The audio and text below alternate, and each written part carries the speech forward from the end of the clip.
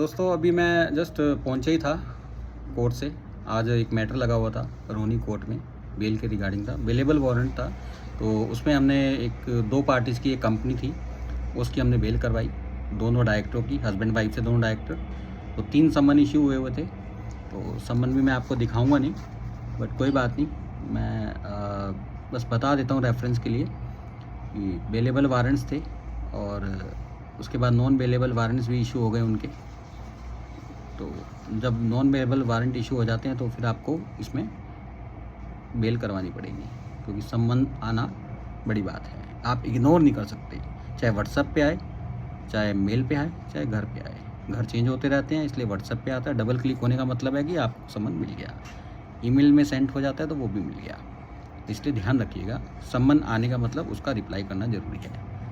तो ठीक है दोस्तों, मैं आपको आगे बेल बॉन्ड के बारे में बताता हूँ कि बेल बॉन्ड कैसे हम भरते हैं। दोस्तों नमस्कार, ये आज मैंने आपके लिए एक बेल बॉन्ड का फॉर्मेट बनाया है, जिसमें आप लोग देख सकते हैं कि मैंने सब चीज़ें फेक डाली हैं फ़िलहाल आपको सिखाने के लिए। जैसे सबसे ऊपर हम वकालतनामे के साथ साथ बेल बॉन्ड जब भरते हैं तो सबसे ऊपर हमें केस नंबर डालना होता है। जैसे हमने एक केस नंबर डाल दिया आज की डेट का, CANI एक्ट 001/2024। यहाँ पर श्योरिटी की फ़ोटो लगाई जाएगी आपकी, जो बंदा श्योरिटी दे रहा है उसके क्रॉस साइन भी करवा सकते हैं आप। नेक्स्ट डेट ऑफ हियरिंग आपको मेंशन करना होता है। जब आप अंगूठे लगाएंगे अपने हाथ के, left hand in case of gents और right hand in case of ladies, 3 बजे के आसपास जब कोर्ट फ्री होती है तभी आपको ये सब लगाने होते हैं।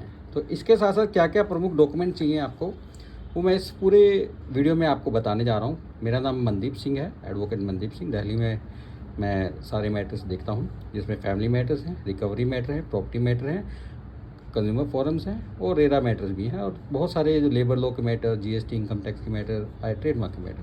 तो आइए चलते हैं, आगे चलते हैं इसमें, इस वीडियो में और आगे बढ़ते हैं। तो इसमें हमारा जो आप देख सकते हैं कि सबसे पहले मैंने क्या लिखा है, इन the court of Shri Rajan XXX metropolitan magistrate court.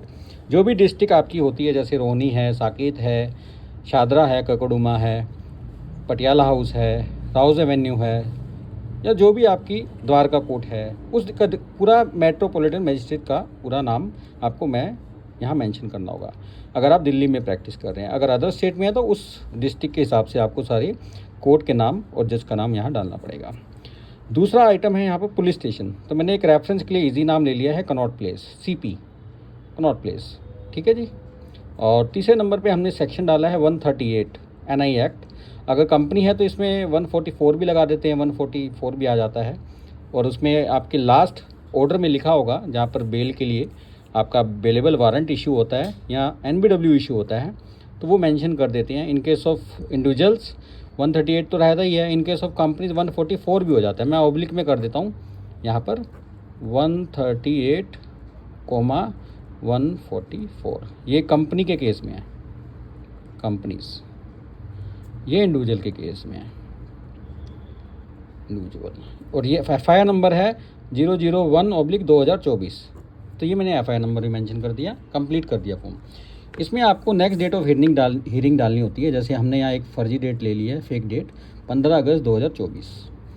फिर आपको ये बताना होता है कि जेल में है पार्टी या नहीं है। अगर नहीं है तो NA है, अगर वो जेल में है तो यहाँ पर आपको सिग्नेचर नहीं करवाने हैं एक्यूज़ के, यहाँ पर आपको जुडिशियल कस्टडी में JC डाल देना है, ठीक है sir.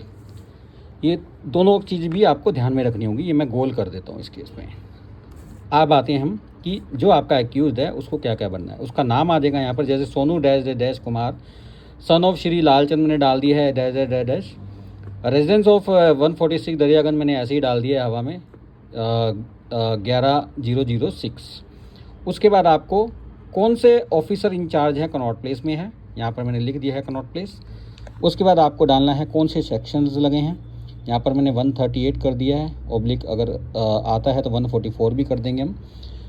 And required to give the surety for my attendance before such court of on condition that I shall attend such officer or court on every day on which any investigation trial is held for regard to such charge, and in case of making default here in myself for to forfeit the government the sum of rupees surety amount 50,000 या 5,000 या 10,000, जिसका भी जितना matter हो, 10-15%, 20% आप surety amount लेके चलिए।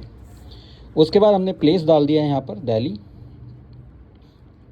Date डाल दी है आज की 19/4/2024, जिस दिन मैं ये वीडियो बना रहा हूँ। उसके बाद आपको एक्यूज़ के यहाँ पर साइन करवाने होते हैं, और अगर वो जेल में है तो जेसी लिख देंगे आप, ज्यूरिडिक्शन जेसी में है, ज्यूरिडिक्शन कोर्ट, तो जेसी आप डाल देंगे आप, जुडिशियल कस्टडी में आ जाएगा ये यहाँ पर, सॉरी। और उसके बाद आप अगर आते हैं नीचे तो श्योरिटी की डिटेल्स यहाँ पर आपको डालनी पड़ेंगी। श्योरिटी डिटेल्स में आपको जो भी पर्सन आपका श्योरिटी है वो आपको उसका नाम आ जाएगा यहाँ पर, mister Rahul son of Shri Lakshman, उसका भी वही एड्रेस आप मैंने डाल दिया, दरियागंज दिल्ली 6। किसके लिए आप दे रहे हैं, Sonu Kumar dash dash dash मैंने लिख दिया है। Officer in charge of Connaught Place आ जाएगा, यहाँ पुलिस स्टेशन आ जाएगा। In the court of Shri Rajan dash dash MM court Delhi, जो भी डिस्ट्रिक्ट है आपकी वो आप लिख देंगे यहाँ पर, district court, every day on which investigation या जो भी ट्रायल चलेगा। यहाँ पर आपको लास्ट में 50,000 रुपये का अमाउंट डाल दिया है। इसके बाद हमने यहाँ पर डेट मेंशन कर दिया आज की 19 अप्रैल 2024।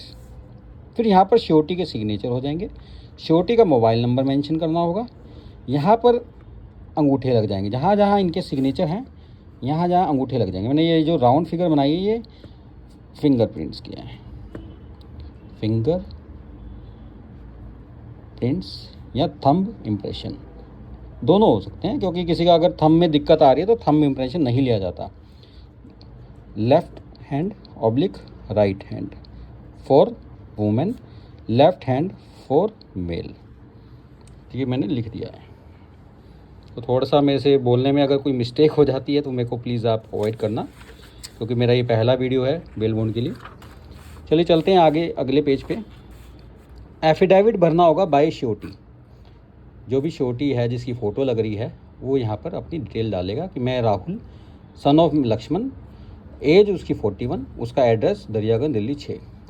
वो डिक्लेयर कर रहा है अपने बारे में कि भैया अगर राशन कार्ड है तो उसकी डिटेल, अगर नहीं है तो NA कर देंगे आप यहाँ पर। इलेक्शन कार्ड है तो इलेक्शन कार्ड नंबर।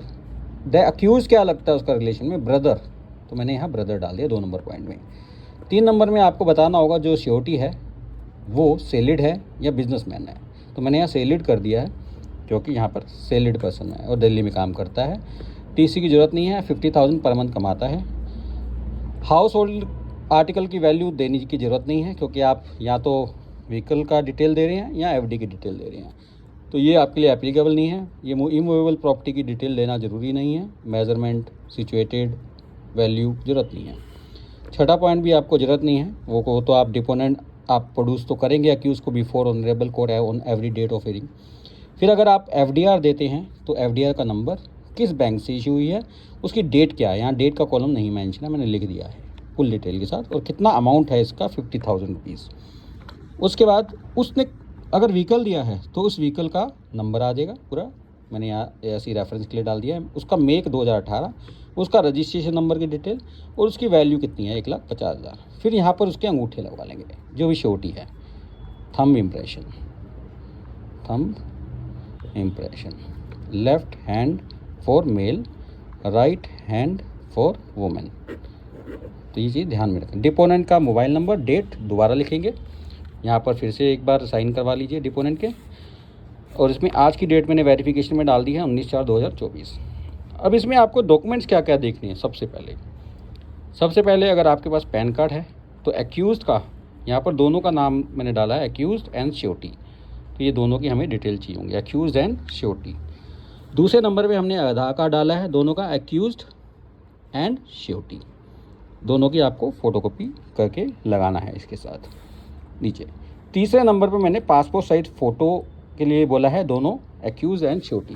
वैसे श्योरिटी का ही लगता है, यहाँ पर मैंने एक फ़ोटो श्योरिटी का अफिक्स मैं लिख देता हूँ ताकि याद रहे आपको।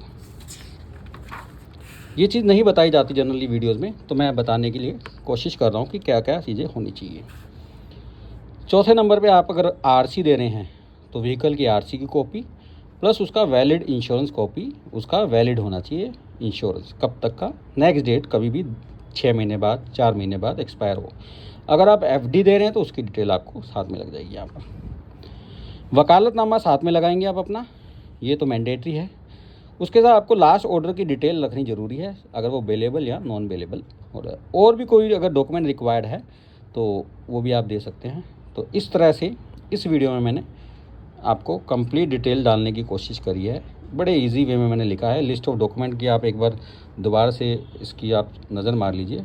सबसे पहले PAN card, Aadhaar card of accused and surety, passport size photo of surety, वैसे दोनों की ले लीजिए, काम आ जाती है। Vehicle RC and valid insurance copy, अगर एफडी है तो एफडी की कॉपी, वकालतनामा, last order copy for bailable oblique non bailable warrant. तो इस तरह से ये पूरा प्रोसीजर आपका फॉर्म 45 का है, बेल बॉन्ड का। इसके अलावा अगर आपको पर्सनल बॉन्ड देना है तो नीचे डिटेल जानने की ज़रूरत नहीं है, यहाँ पर आप पर्सनल बॉन्ड डाल देंगे तो वो भी चलेगा। अगर कोई श्योरिटी नहीं आ रहा आपके साथ तो इसी फॉर्म पे आप पर्सनल बॉन्ड लिख के बस इसी को ऊपर से फिलअप कर देंगे, इसी डिटेल तक, यहाँ तक, सिर्फ यहाँ तक, तो आपका काम चल जाएगा फिलहाल। तो नमस्कार दोस्तों, मिलते हैं अगले वीडियो में। ये वीडियो कैसा लगा आप हमें बताइए, ताकि मैं और अच्छे वीडियो आपके लिए बना के लाऊं। देखिए 10 मिनट का हो गया, जबकि ये 2 मिनट का था वीडियो, मैं नहीं चाहता था लंबा हो।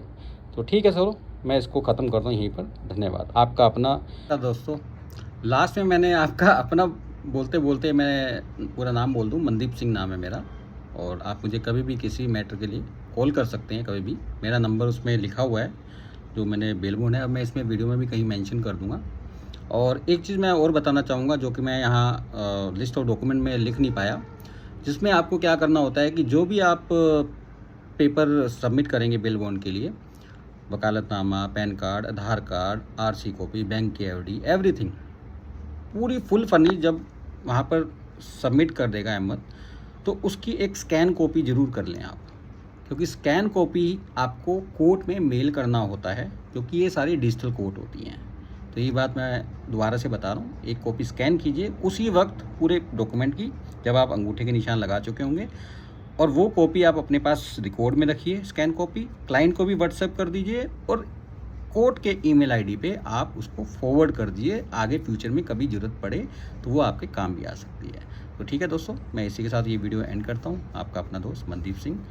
आप मुझे कभी भी कॉन्टैक्ट कर सकते हैं मेरे नंबर पे 9873004312 पर।